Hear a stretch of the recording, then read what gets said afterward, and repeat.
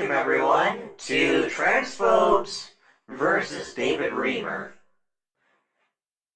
There's a thing that's been going around on Twitter a lot where people keep going on about how, oh, the concept of gender was created by a pedophile and therefore it's not real, or some complete nonsense like that. They often don't understand the actual facts of the matter. So, let's talk about this whole situation and why this is a stupid point to bring up against trans people existing or whatever you think is going on. So, first of all, who is John Money? John Money was the individual who first came up with the concept of gender and how this worked. We're going to get into that. He also had under his, care would be putting it a bit too charitably, but David Reamer was a teenager under John Money's care, so to speak. So John Money screwed up the circumcision on David Reamer. David Reamer was, despite what a lot of these people would tell you, David Reamer was a cis male. Cis coming from the Latin for same side, pardon my terrible engineer handwriting, and this means that his gender matched his assigned gender at birth.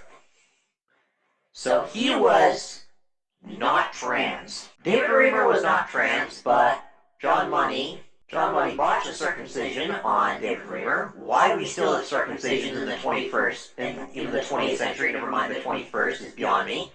Because literally the only reason that it's a thing in America is because the guy who invented cornflakes thought it would stop you from masturbating, or some nonsense. Because, masturbation is apparently the most evil thing to ever exist, but whatever.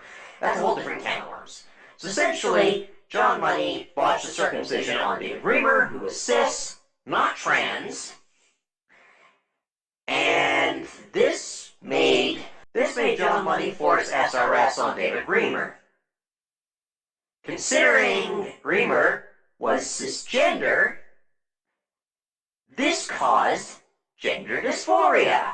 And the whole thing with forcing SRS, causing dysphoria, is Reamer was still cis. Reamer still identified as a male, even though they've been forced through SRS.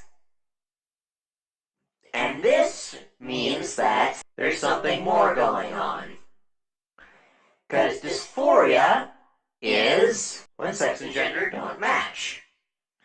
At least that's how modern biology understands it. So, considering that Reamer botched a circumcision, which made him force SRS on a cis man, which did not change Reamer's identity, implied there was something more going on, and there was more to it than just, oh, I have dick, therefore I am a man.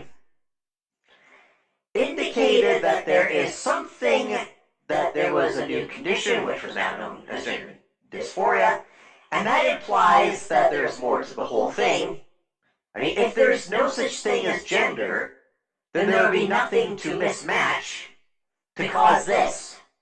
This would not exist if sex and gender were the same thing, or gender didn't exist. So the problem now with transphobia is people saying gender isn't real. Then why is gender dysphoria a thing? And you can't say, oh, gender dysphoria doesn't exist. It's a well-documented phenomenon. And just because John Money was arguably a pedophile does not actually disprove this. Reamer was not trans. Reamer was not, trying to prove gender exists. In fact, John Money did the opposite of what gender-affirming care is supposed to do and gave him gender dysphoria rather than gender euphoria.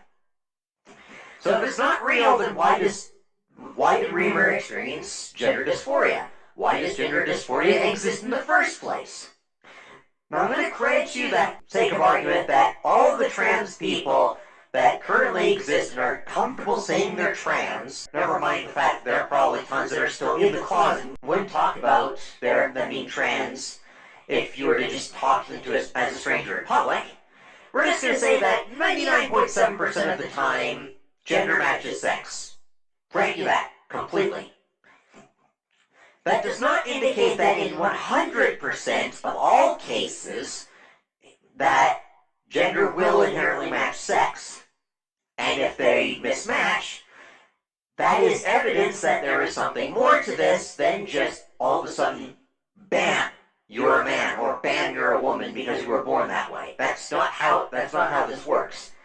If your definition does not include all potential cases, that's a problem for your definition.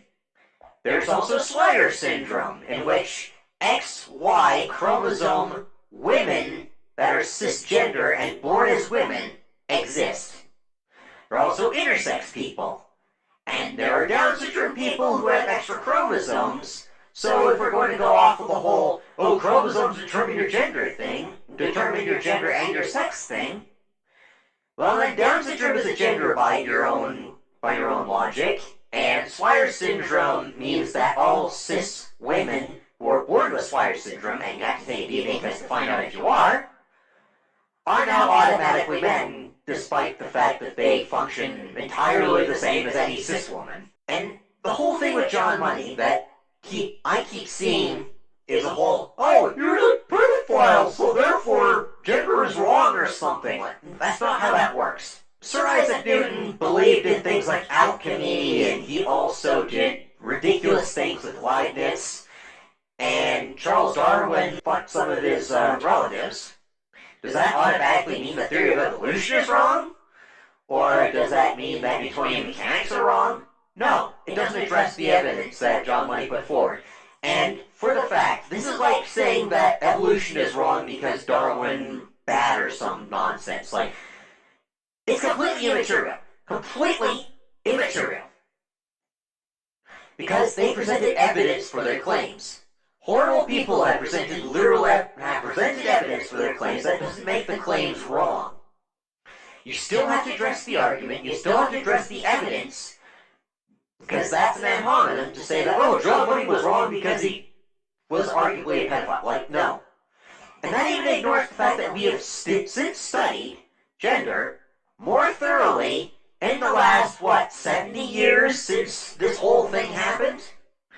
If there was no evidence that John Money put forward, none at all, and he didn't stumble across something that really existed, then surely it would have entirely been disproven by this time, like, phrenology and the earth being flat. Like, reality would have already weeded gender out, 40 years ago, 60 years ago, but no.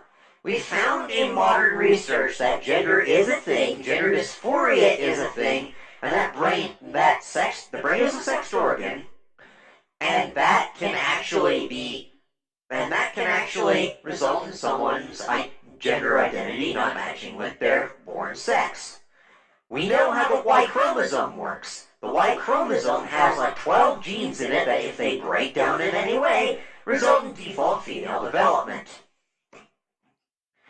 We know these things. We know that the mechanisms of biology can break down when it comes to the simple, there's two genders rule.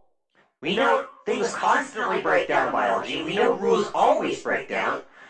But for some reason, it's magically only a problem when it's trans people. Even though mushrooms there's certain trees that have 18 sexes. Come on. Just because one person did a thing that was bad 70 years ago and actually presented evidence for their points does not mean that the entire well-studied field of biology is magically wrong for some reason. So don't bring up John Money to me again, or I'm going to scream, because it shows that you have no idea what's going on.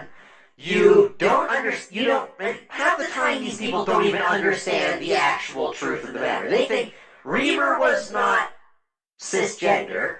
They don't understand the fact that John Money did the opposite of gender-affirming care. And they just generally lie about this entire thing in general. That's why I'm making this, because I've seen this lie so many fucking times at this point that it's just, I have to cover this. And I'm going to cite the actual story of this because transphobes apparently can't read, or if they do read sources, they're completely misinterpreting them. But this is the actual story of John Money and David Reamer.